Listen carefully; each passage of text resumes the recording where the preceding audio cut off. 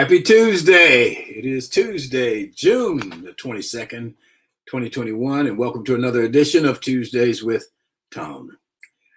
Sometimes it feels like it's raining all over the world, and that's how it's been feeling on the Gulf Coast for the last few days. It's been raining all day since Saturday, and hopefully it's going to stop soon because we could stand the break, please. 2 days ago, we celebrated Father's Day. A good day for the many good fathers and dads that I know. However, last week I lost my 96-year-old dad. He's left us in his sleep.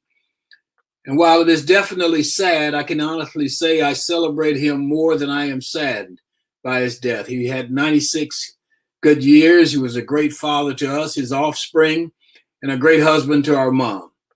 A hard worker, a respected man, and a man who was always dispensing life lessons, especially to me. I can count the many lessons he taught me. Some of the lessons over the years had themes such as, you don't work, they don't pay you. You're just passing through, he once told me when I had I was having an argument with one of my coaches and went to my dad to talk about it. And he said, let me tell you something, son, you're just passing through. You're on your way somewhere else. That man's where he's going to be the rest of his life. And I've always kept that with me. And he told me also, he said, always respect the women in your life. It will make your life a lot easier. And I agree with that. I was surprised at the number of my adult friends that felt the sting of my dad's death. They were always welcome at our home, particularly when my mom passed and daddy was there by himself back when he could still hear and needed the company. He always made them feel comfortable. Daddy was more like a friend than their senior. He was my dad, and I had so much respect for him, but he was also my friend, my buddy. When we talked in confidence, we shared so many things that men share between themselves. We referred to each other in his last 10 years or so as buddies. When I saw him, it's like, hey, buddy, how you doing? I would greet him, and he would always reply, hey, buddy. I was very lucky, incredibly lucky to have him. If you want to know more, you can go to my Facebook page, facebook.com, Thom Gossam, or bestgirl.com, and read my latest as I see it. It's all about my dad, Thom Gossam. Obviously, I'm very proud to be his son. So the Affordable Care Act, or Obamacare, has survived the third major challenge at the Supreme Court on a 7-2 vote turned aside the latest effort by Republicans to kill the health care law. Legislation President Barack Obama's defining domestic legacy has been the subject of relentless Republican hostility, but attempts in Congress to repeal it failed, as did two earlier Supreme Court challenges in 2012 and 2015. With the passing years, the law has gained popularity and become woven into the fabric of the healthcare system. If that bill had been repealed, 130 million people would have lost their insurance. Why repeal it if you don't have a substitute? Healthcare remains a potent political issue, but also a potent health issue. And yes, the Affordable Care Act has its shortcomings. So says Democrats and Republicans. They admit it, but why not shore it up for the sake of the people who need it? 130 million of them. In another unanimous ruling yesterday, the Supreme Court said that the NCAA, which governs college sports, could not prohibit student athletes from receiving modest education-related payments. The decision doesn't mean that college football players can suddenly receive big salaries, but it is a milestone for those trying to change the model of college sports in the United States, and it could open the door for broader challenges. But it's an increasingly hard argument to make, and that's the argument of amateurism, particularly for high-profile sports like football and basketball. Conferences sign lucrative TV deals. Coaches earn millions of dollars. Teams crisscross the country for games and can spend 50 hours a week training. The NCAA, in a non-pandemic year, had more than $1 billion flow through it. Even more money moves through the conferences and schools because it's not just television, it's apparel and ticket sales and everything else. So we'll see where this goes next. Somebody asked me if we got paid when I played football a long time ago. We did. We got paid $15 a month. They called it laundry money. And believe me, if you were in my situation, you were glad to get it. And finally, Rodney Scott, the pitmaster from South Carolina, has a new cookbook, Rodney Scott's World of Barbecue. And it is as good as his food, with many of his famous recipes from smoked whole hog and fried catfish, all sprinkled with anecdotes about his father. Unfortunately, they don't seem to get along as well as they can cook, but it is worth the read. Okay, let's see. Our G-list guest today is author and historian Peggy Allen Towns. We're looking forward to it. She's a historian of African American history, a native of Decatur, Alabama. Her passion is preserving the voices and legacy of African Americans in her hometown. She lectures and facilitates workshops on genealogy, local people, and historical places. She's written several books. One of the ones I'm very familiar with and that I've read is Scottsboro Unmasked, Decatur's story. So let's see. Tuesday with Thom, of course, is brought to you by our partners, the Best Girl Consulting Firm. Best Girl is a consulting firm. And I'll let Emily take it away. Best Girl is a consulting firm that provides customized leadership, access and inclusion, public relations, communications, and organizational consulting services. Clients include Fortune 500 companies, utilities, higher education institutions, small businesses, and associations. Best Girl's team of consultants, led by Joyce Gilly-Gossam, Emily Hedrick, and Sean Jones, partners with business and education clients to promote organizational effectiveness, communication, motivation, and leadership, with always an impact on the bottom line. Best Girl's customized consulting services include strategic planning, corporate communication, executive coaching, fundraising, and economic development. Girl creates the solution that fits your needs. Okay, so let's go to our roundtable regulars and introduce Barbara Wallace Edwards and Michael Walker. Barbara Wallace Edwards is a Mobile, Alabama native, currently living in Birmingham and currently sitting in somebody else's office because her internet won't work right at home.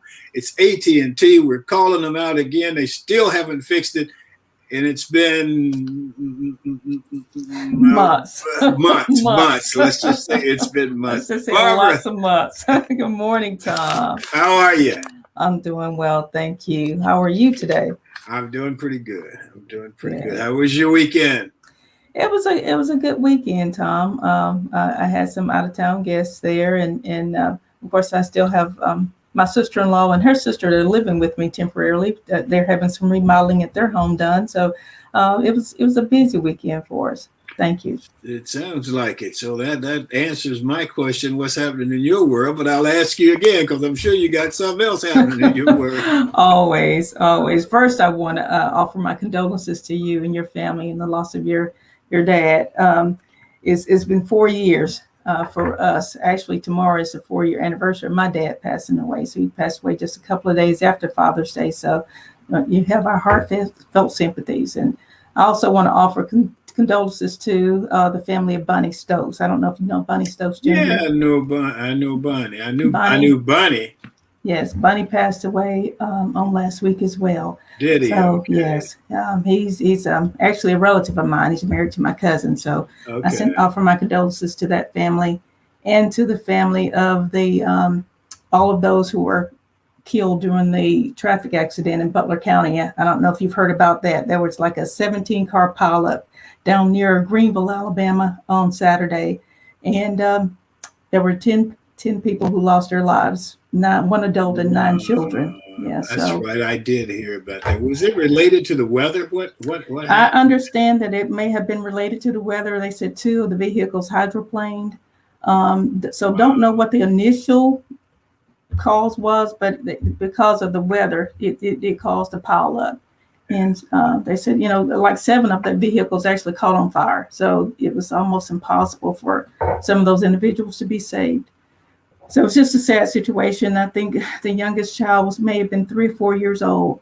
Wow. So it was truly devastating for those families. And were they on a bus? Is that what? There was a small bus. I understand that there was a group home, children's group home, maybe I think near Tallapoosa County or something that they were from, that they were traveling back from the beach.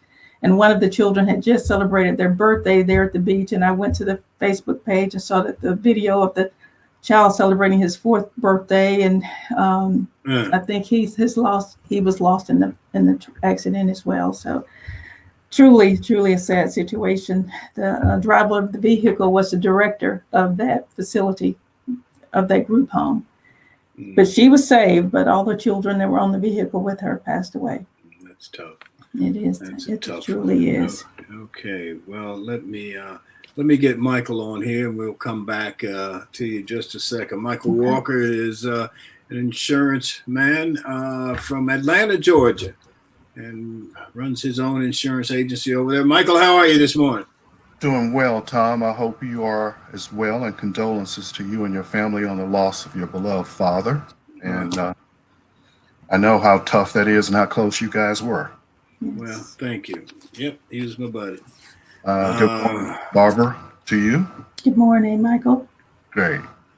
So, Michael, what's going on in your world? Well, Tom, there's a couple things of note. You open up about ACA and the Supreme Court ruling to keep Obamacare intact. Going along those lines of healthcare. I think the rocking is causing a noise. Okay. Yeah. Can you hear me now? Yeah. Go ahead. Okay. There's a new COVID-19 Delta variant that's out, and it's also referred to as the B.1.7.2 variant.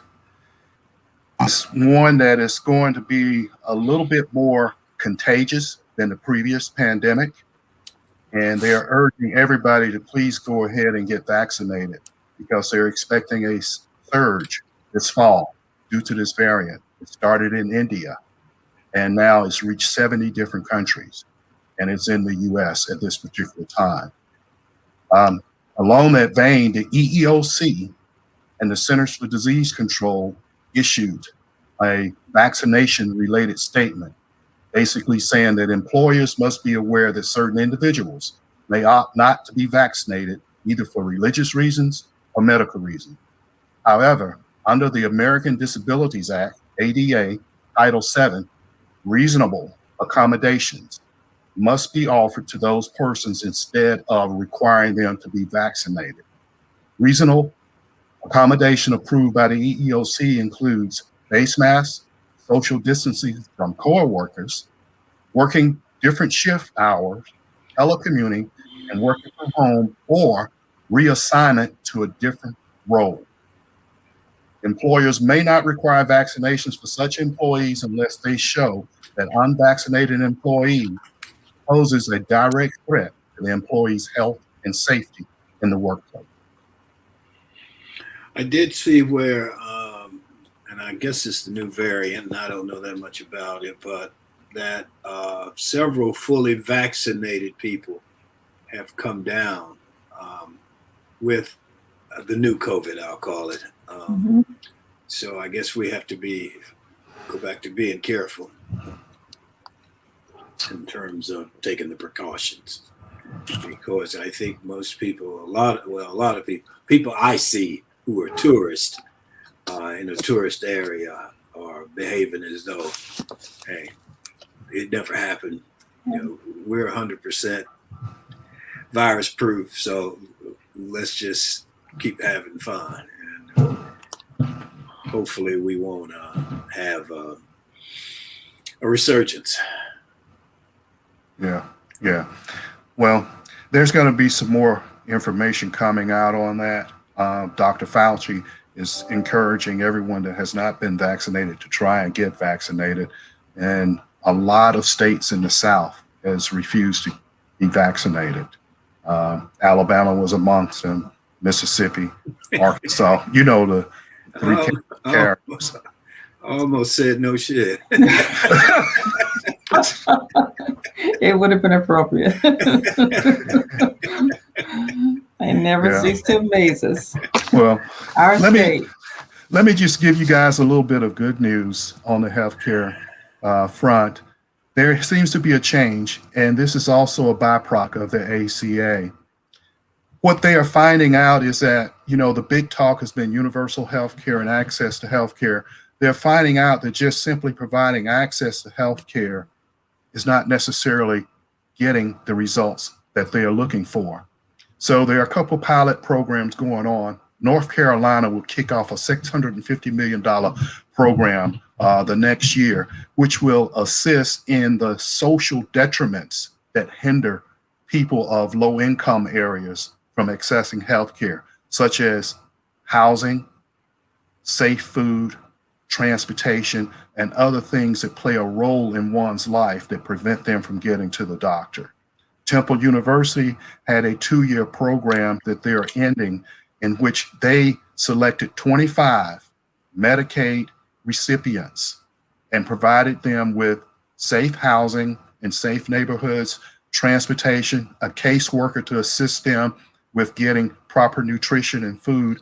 They saw a drop in 75% of ER visits and 79% drop of hospital admissions.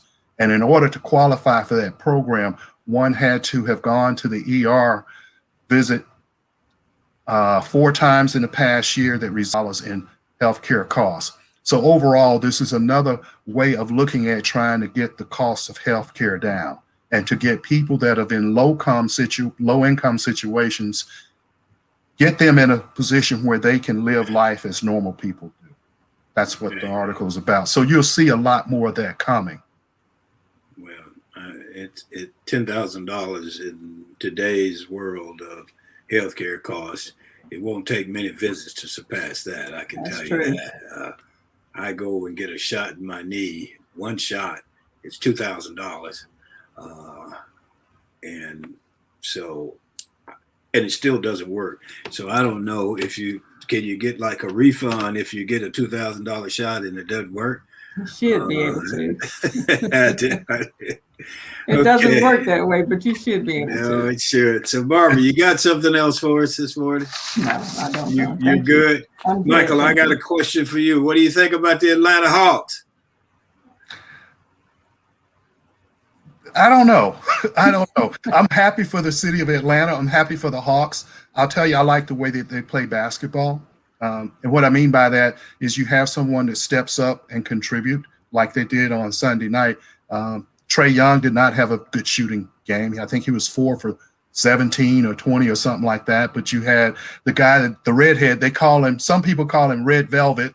I think Charles Barkley and Shaq call him Opie Cunningham because he looks like Opie from Mayberry. But he stepped up, had a career game, 27 points. Gallinari came on and John Collins. So I was a little bit worried about them playing, if Trae Young didn't have a good game, but they all stepped up. And Nate McMillan is doing one heck of a job. I was about to say that they got a great coach, and he's very calm but direct with them. And and they're young guys, and they follow his lead. And I know Trae didn't have a good shooting game, but that little joker is something else, I'll tell you. He really is.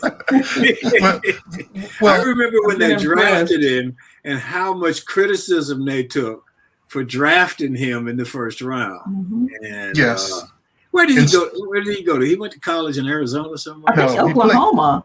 He played at Oklahoma. Oh, did he? Okay. Oklahoma. Okay. But, the Hawks had an opportunity to draft Trae Young or Luka Doncic from Dallas that plays at Dallas. And a lot of people thought they should have taken Luka Doncic. So now that talk is kind of subsiding, One thing to note is that Nate McMillan is still the interim head coach. And when he took over the Hawks, they were in last place. Wow. Well, and they fired the coach. They fired the coach. Who was the coach? Lloyd Pierce from Philadelphia, ironically. He was an assistant coach at Philadelphia, but for some reason, there just wasn't synergy between Lloyd Pierce and the players on the team. And Nate McMillan came in February when they fired Lloyd Pierce. And now he has him in the Eastern Conference Finals. But he still have, quote, the interim tag or label. Well, I think they'll be getting rid of that, but Yes. he has done an incredible job. And it's, I think the thing, and I mean, we don't need to stay on this forever, but I think the thing to me that's most interesting about the NBA this year is their new faces Yes. and their young faces, and I think it's going to be better for the league down the road. Right. To get some of these, I mean, that guy at Phoenix is incredible. Of course, out of Tupou up at Milwaukee, so they got poor Philadelphia. But they're having trouble. I don't know, and this thing sort of follows Doc Rivers around, so I don't know if Doc's going to start getting a lot of criticism for. Well, he already is getting criticism, but more so than Doc Rivers is Ben Simmons, the point guard or point forward, who had clearly a dunk with Trae Young on him at 6'1", and he's 6'10", and he gave up a dunk to pass it to a lesser player who missed the free throw. So he is being roasted right now. And he only took, I don't know, something in fourth quarters of all the playoff games. He took 3 shots. Wow. Well, I remember didn't he go to LSU? He did. I remember when he was at LSU, and he didn't shoot very much. Right. And there was mild criticism, but he was only going to be in college for a year or so at the most. But I'm surprised he's got this far in the league and nobody has undertaken the task of getting that young man, teaching him how to shoot. I mean, or making him more confident in his shot. Yes. Because they can't win without that. Right. It's poor when you have a guard that people will foul in the fourth quarter to put him on the line because he's shooting 39%. Yeah. Well, and I tell you what, I would take him in and out at that point in time. I think you put more pressure on him. I mean, no matter how good he is, it's got to get to him up here. Right. When he knows he's gonna miss the free throw, and they keep fouling him. So I don't know. I've seen coaches used to always do the offense-defense substitution, and I'm surprised Doc didn't do that. Take him out, and because that other guy is Maxey. Yeah, Maxey. Maxey's incredible. Put Maxey in there on the offense, and then Ben's good on defense. Yes. And put Ben in there on defense. But I hate to see a guy take all that, but he certainly should have dunked that ball. and it's just now you think about it, because that's how sports is.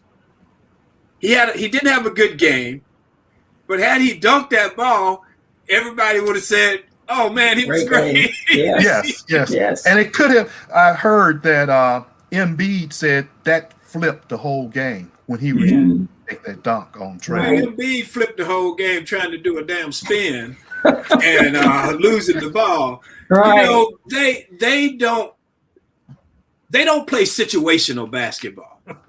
You're down 4, you got the ball, you gotta score or you gotta get fouled. Right.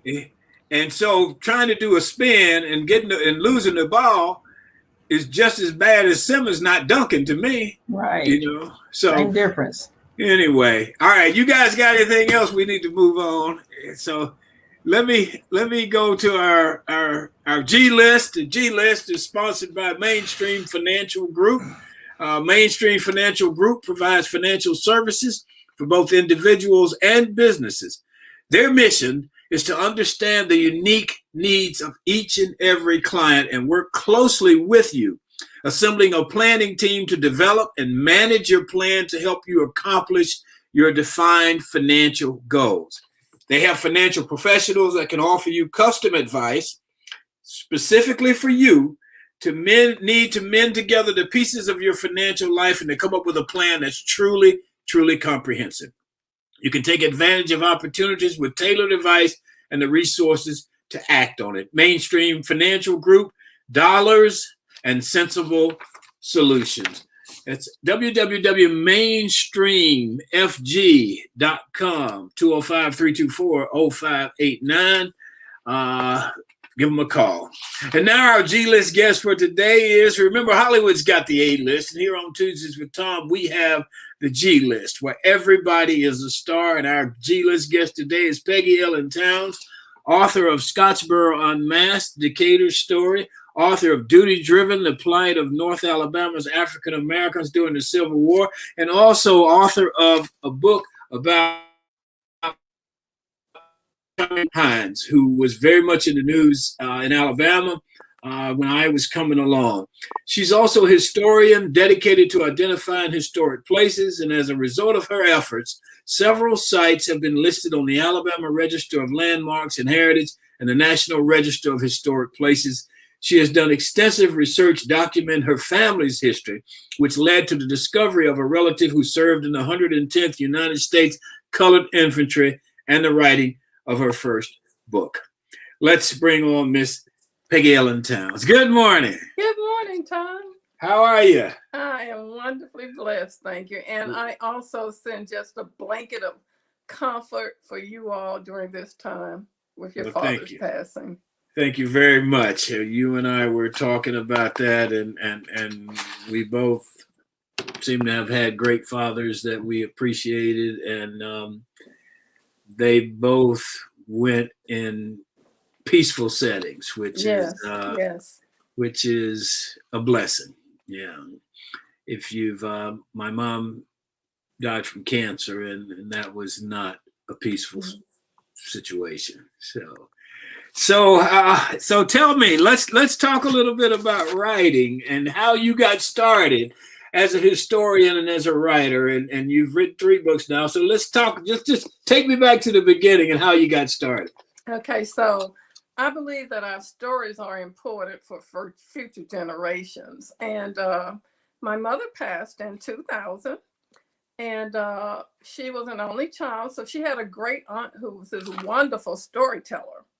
And I thought I would write these stories down to share with my grandchildren.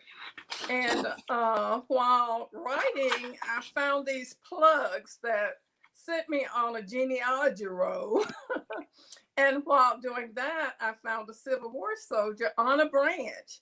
And some of the names in a document I was familiar with, but I never knew that we had a Civil War soldier in our family. As a matter of fact, I had no idea that United States colored troops were in North Alabama.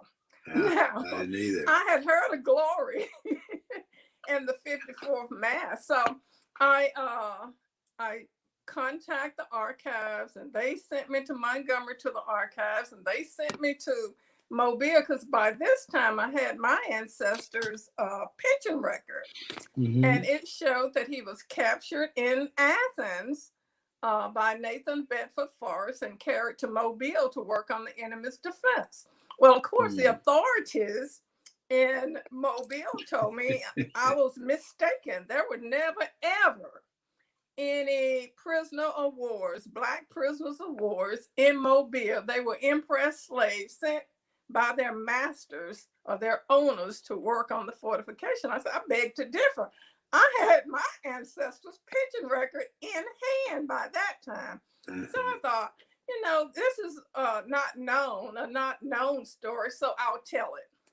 And what I really set out to do is I just want our stories to be inclusive, because we don't read about them in our history books.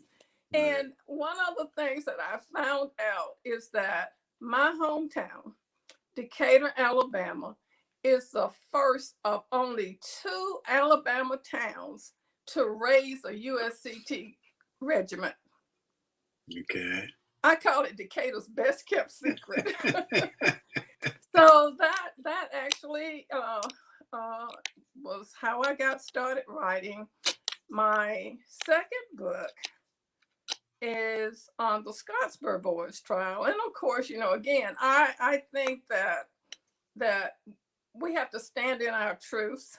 Our truth is not always pretty. It's not always comfortable. either, and there are some acts of oppression in them, but I still think that we need to know the story. And who better, Tom, who better to write our stories than us? We need to There you stop go. allowing other people to write our stories. Mm-hmm. And so, and then I think that we also need to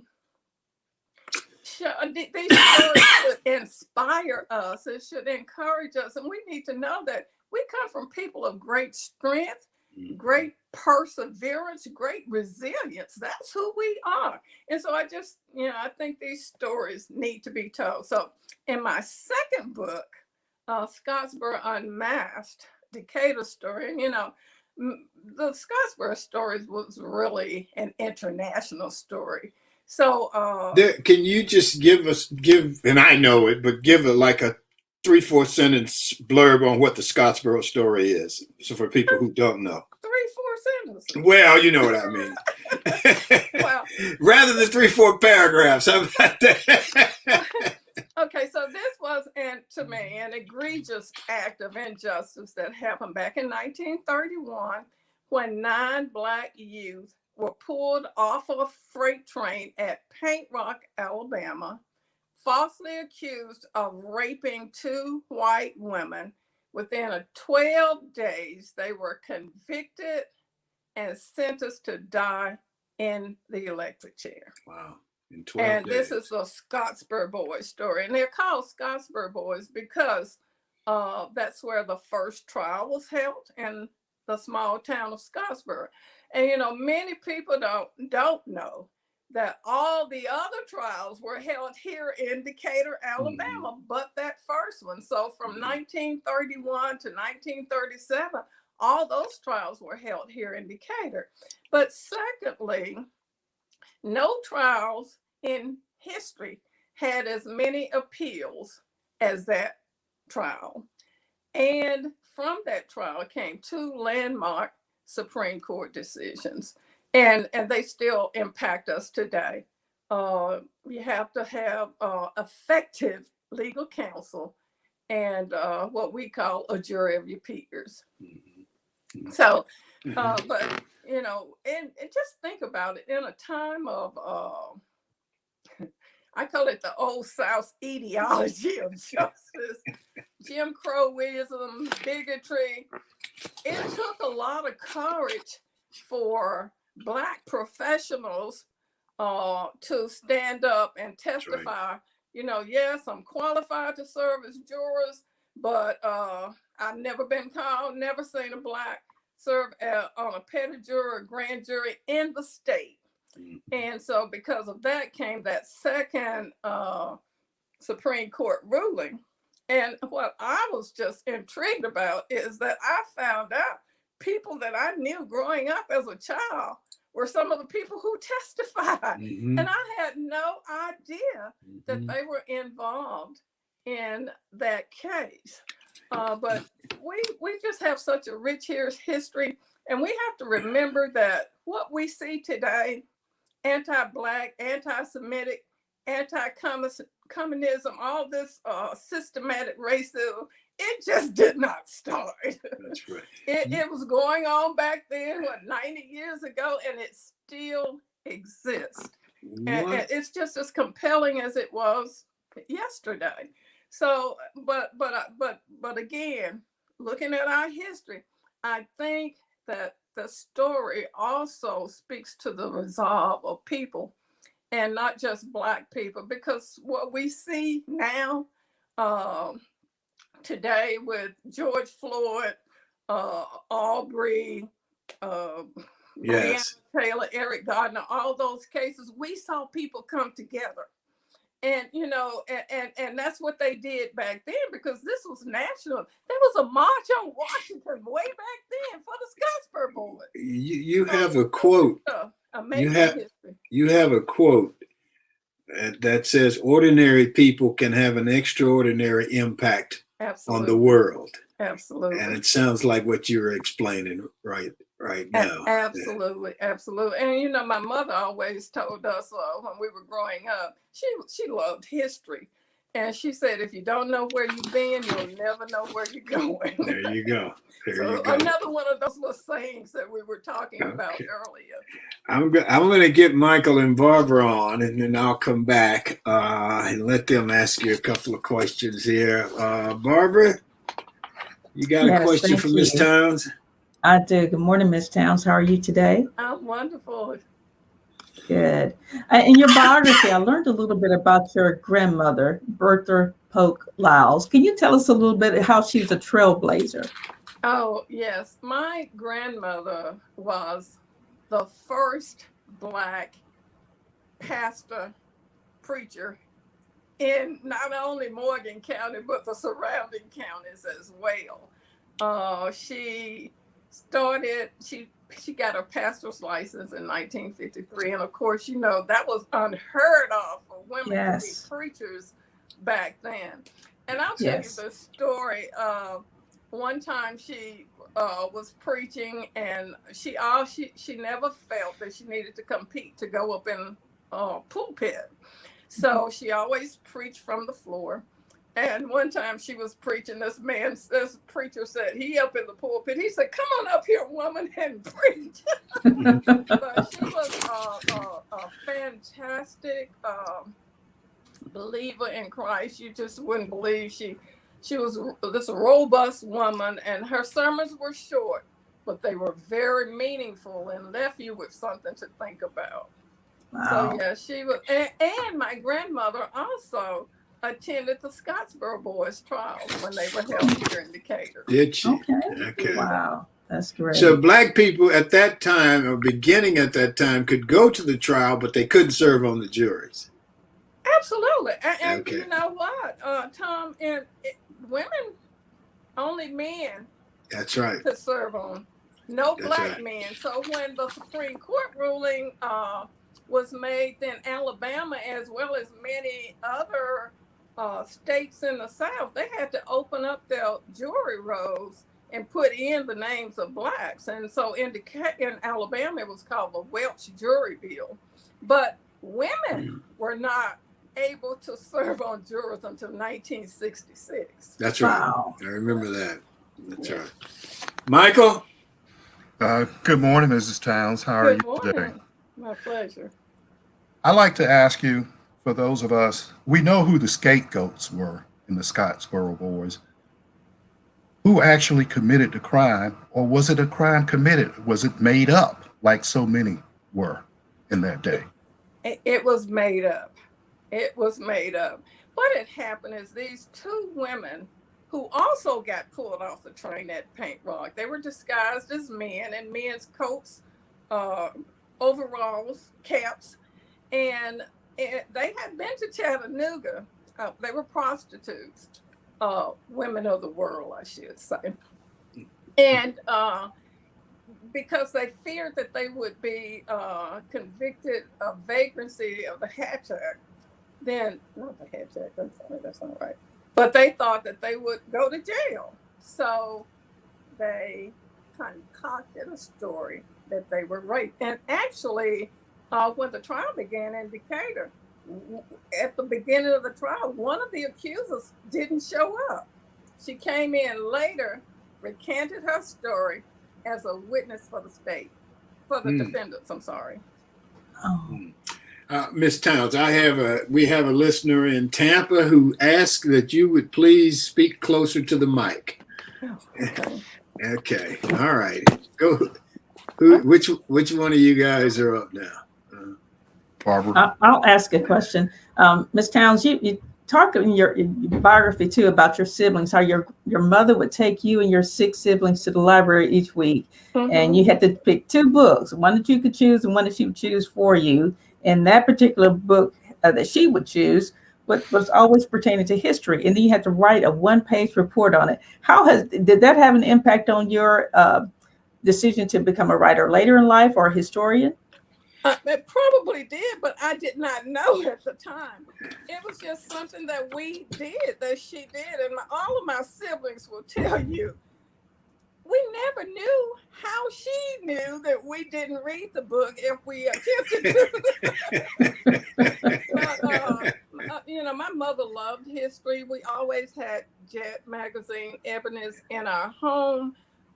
And she would tell us these stories about things that happened, like Emmett Till, even when, well, you probably remember when on those Saturday nights when we get our hair washed and straightened to go to church. Oh, Well, yes. she would do call lunch, bundar pump, lies, bless the Lord. Don't you know today? So, we grew up with that in our household. So I Yes. am sure that writing those stories did enhance my love for, all of us love to read. And the writing, I thought that was a story that needed to be told. And actually, Scottsboro Boys was supposed to have been the story. I was asked in 2009, I was asked to be on a committee with a big read program. And the book that was chosen was To Kill a Mockingbird by Harper Lee. Many people believe that Harper Lee was inspired to write To Kill a Mockingbird because of the Scottsboro Boys trial. So I was asked to think of an event, and I said, a walking tour.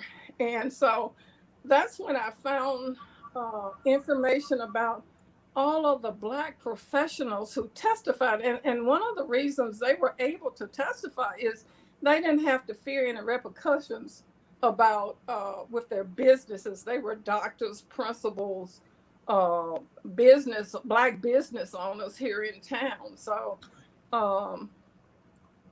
we just have such an amazing history. And my thing is, I just want to share it. I want our young people and our old people too to be inspired by it, to be encouraged. And I think when we know who we are, our world becomes better. And that's not just with Black people, it's with white people too.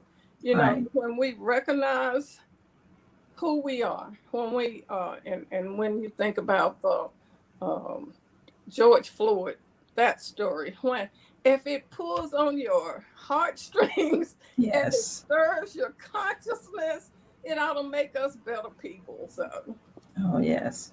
Yeah.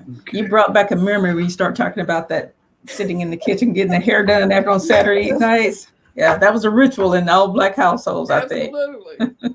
Well, you also brought back a memory in that my mom did the same thing. She took me to the library when I was old enough to go to check out books. And the first time, you could check out so many books and take them home, and you have a couple of weeks to read them. You had to take them back. And I read them all in 1 week, and I was ready to go back because I couldn't believe that this was just wonderful. I mean, you walk in this library, and there's just the whole world's in that library. Yes. And of course, I was growing up in Birmingham when we were having all the disturbances and stuff. And so it was just great to be able to have these books that could take you away to another world, or so that you could learn about people, because what you end up learning is your quote, and that is that ordinary people can have an extraordinary impact on the world. Absolutely. Michael? Yes, I have a couple questions, but this one I want to ask you because you made a mention to it earlier. You were saying that part of what inspires you to write about the history is so that our younger generations can know. And you also said that if you don't know your history, you have a tendency to repeat itself. With the way things are being done today in the school systems, being taught, Thom just mentioned the libraries. I remember as a young kid going to the library, and in school, we were taught how to use the library and the library system. I don't think they teach that anymore today in schools. And so with the advent of the internet and what have you, and kids are just inundated with all types of information from social media and what have you, what do you think is the best medium to get this type of history lessons out to the younger kids today, like the millennials and the Gen Zs and all of those? I think the millennials, somebody told me the other day, I didn't know that. I was giving them some history on Vine Street. That was actually the Black business district here in town. So I have a history page. And I've asked people to sign on to it. It's called Our Story, Decatur, Alabama, and Surrounding Areas. The information is there. I'm on the tourism board, so I try to make sure that we're visible there. Uh, I've gotten assistance from them in preparing pamphlets and that kind of thing. Actually, next month, we're supposed to have a one cell tour where you can put up your cell phone and scan with the QR code and get some information about Old Town, and which is actually, or used to be primarily the Black neighborhood.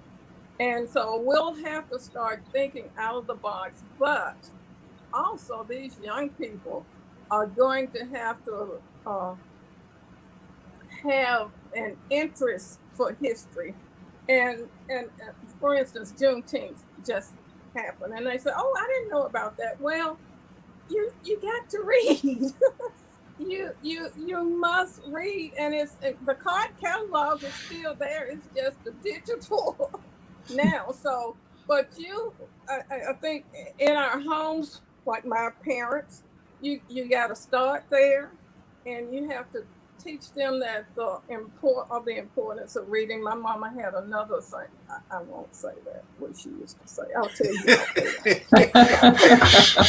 That's why it's in a book. So you got to open it to see what's in it. But I agree with you. I think we're just going to have to start doing things and talk about the importance of knowing who we are, knowing our history, or to just knowledge is powerful. And when we recognize that, it's not about all of the partying, and knowledge is powerful. And so I don't know. I probably didn't answer your question, did I? No, you did. You did. Thank you. Yes. Okay. All right. Is that it for you guys? I have one more question for you, Ms. Towns. Ms. Towns, you're involved with the Alabama New South Coalition. Tell us about that organization and your involvement with it. I'm not involved with it anymore. That was okay. when it first, I was in there at the inauguration of it. Okay. The New South, actually, many of the members had been with ADC. And rather than sticking to party lines, one of our goals was to vote for or endorse the person whose ideas were more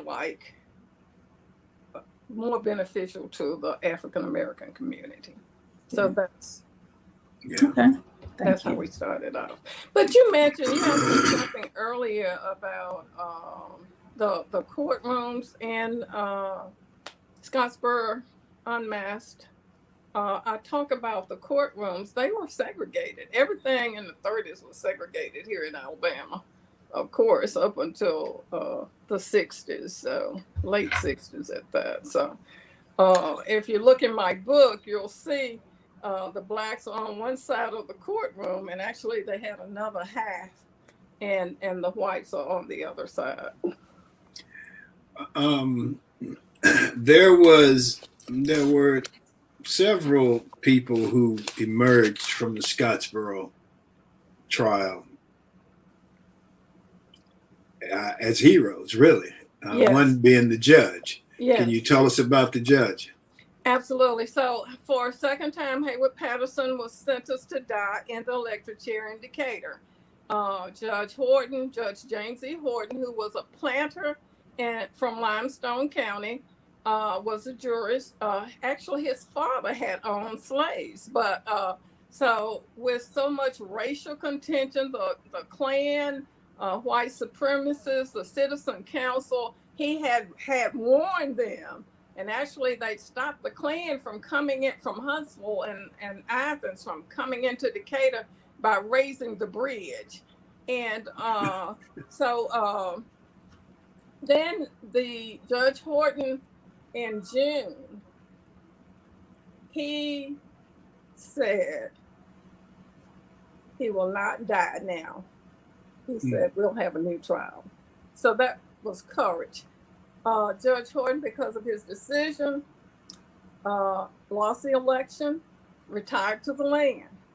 The next jurors that came was William Callahan. He was a known white supremacist, and they called him Speedy Callahan because he was so quick to get the trials over with. So for a third time now, Haywood Patterson was sentenced to die in the electric chair. Later on, so Samuel Leibowitz was a hero in coming from New York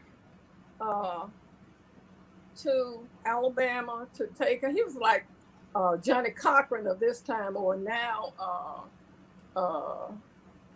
the new guy. Yeah, I know who you're talking about. I can't think of his name. Ben Crump. Yeah, Ben Crump. Yeah. Absolutely. But Samuel Leibowitz had only lost one case, and he was the one who the mafia used and that kind of thing. So he came and he took the case on pro bono.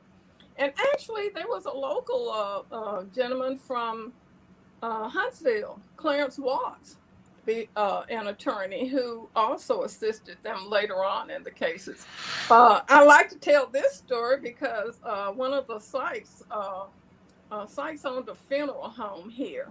And in 1937, the state decided that they would give no pros to 5 of the Scottsboro boys. Only 4 were released because one had done another crime, and so he had a prison sentence. But the Sykes family got them out of Decatur in a hearse. So who would look for them in a hearse? Right. And Wow. the judge had told them never to ever step foot back in Alabama. So a lot of heroes, Dr. Frank Sykes, all of the blacks who testified, yes, we are qualified to serve as jurors, but we've never been called. The Negro Ministerial Alliance is what they were called. These black preachers formed a coalition, actually, where blacks would show up in court every single day, and they did. So we have a lot of heroes that arrived. And, when we look at this trial in the 30s, that was not the end of it. In 2013, Governor Bentley and the state, they did posthumously pardons and exonerated them. So, a lot of heroes, many, many heroes. Did you know that Langston Hughes went to visit them when they were in prison? I did not. Oh. No. Wow. Oh, wow. Yeah. When you go back, I think about this. We were talking about Father's Day earlier. And then you think about guys like this. And then you make the correlation today that one of the major concerns in Alabama right now is building more prisons. And how many guys never got to be fathers, never got to celebrate Father's Day or what have you, because they were accused of doing something that they didn't do or what have you, and spent that time in prison. And we still have some of that going on. And Thom, today. let me do something that I always do because I feel that it's important. May I call their names? Sure. Please. Okay. It was Andy and Roy Wright. They were brothers.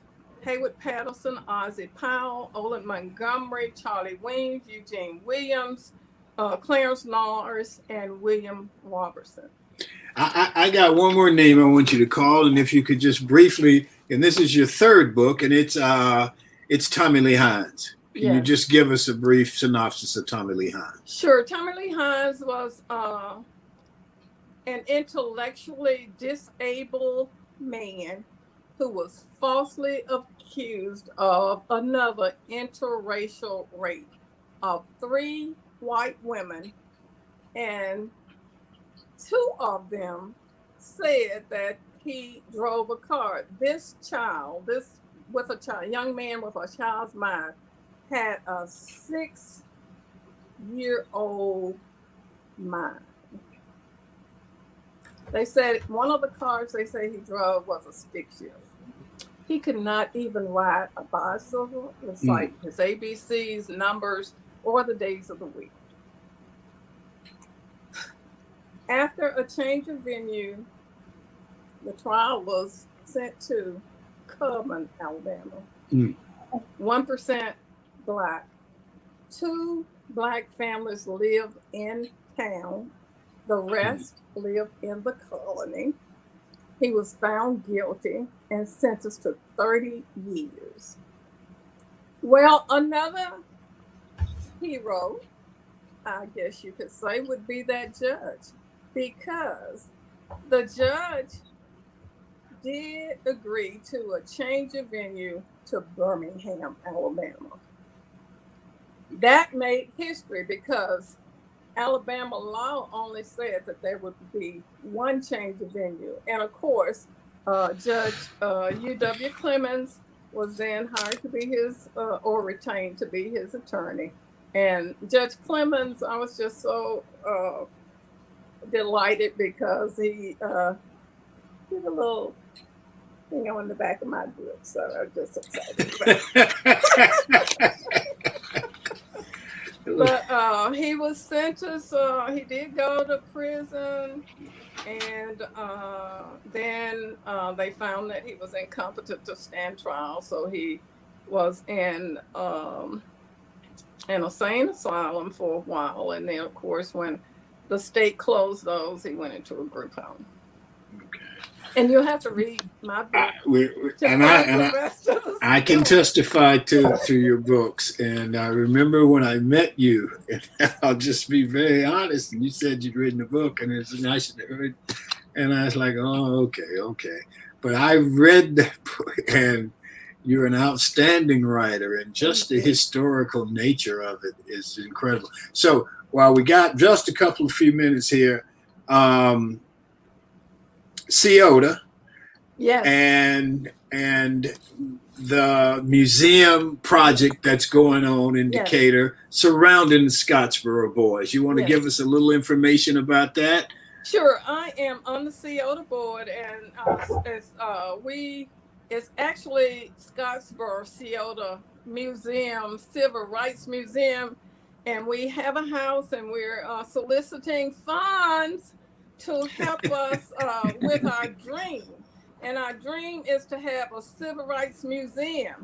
And in particular, we will talk about the Scottsboro Boys trial and the Tommy Lee Hine trials and any other civil rights issues that were here and particularly in North Alabama, because there's not a civil rights museum north of Birmingham. So we're excited about it. Just excited to see it come to fruition, and we need everybody's help to do so.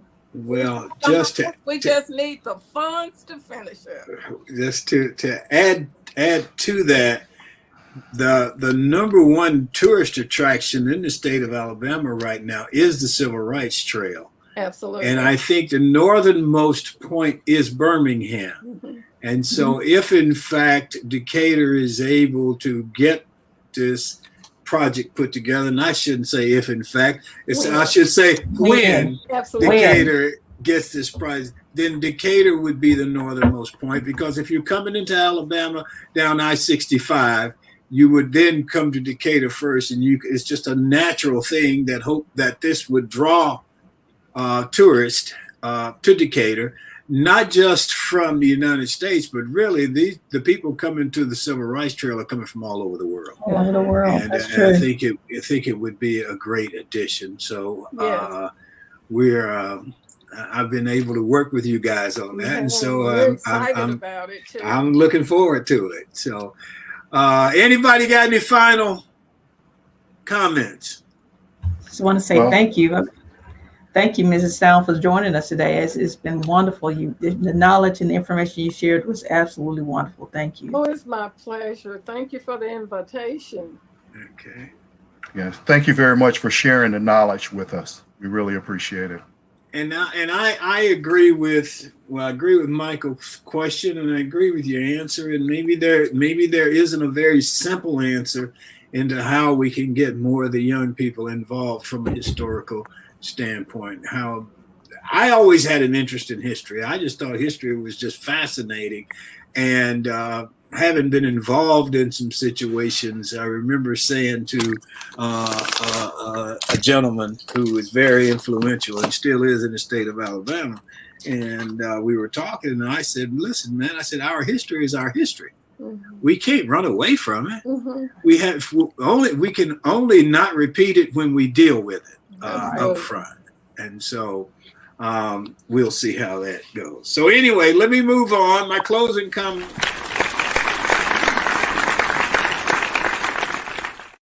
As I see it, I want to pay a closing tribute to my many friends who are dads, fathers, godfathers, uncles, and others who serve as leaders and role models for the many who need it. And in a closing tribute to my dad, I will leave you with some of his words.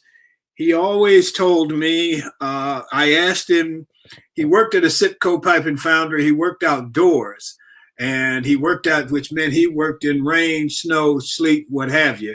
And I asked him once when I was a child, and I went to where he was working. It was raining like crazy, and he was outside working. And I said, "Daddy, why don't you get out the rain?" And he told me, he said, "Son, you don't work and they don't pay you." And that always has stayed with me. I had a disagreement with one of my coaches, and I went to my dad and I told him that this coach was just being unfair and he wasn't treating me right. And he said, "Son, you're just passing through there." He said, "You're on your way somewhere else." So that man is where he's going to be the rest of his life. You just do what you have to do till you can get to where you're going. And the last thing I'll leave you with, he told me, is being right is always not the right thing to do. And that is how I see it for this Tuesday, June 22nd, 2021. That's our show for today. I want to thank the audience. We appreciate you. I want to thank Michael Barber, thank Peggy Allen Towns, thank our sponsors, Best Girl Inc. and Mainstream Financial Group. If you know somebody who would make a great guest, please refer them to us at Thom at Best Girl or Emily at bestgirl.com. Thank Emily Hedrick, the communicator, our producer. Thanks Sean Jones, the organizer. Remember to enjoy yourself. Make every day count. Stay safe. Peace.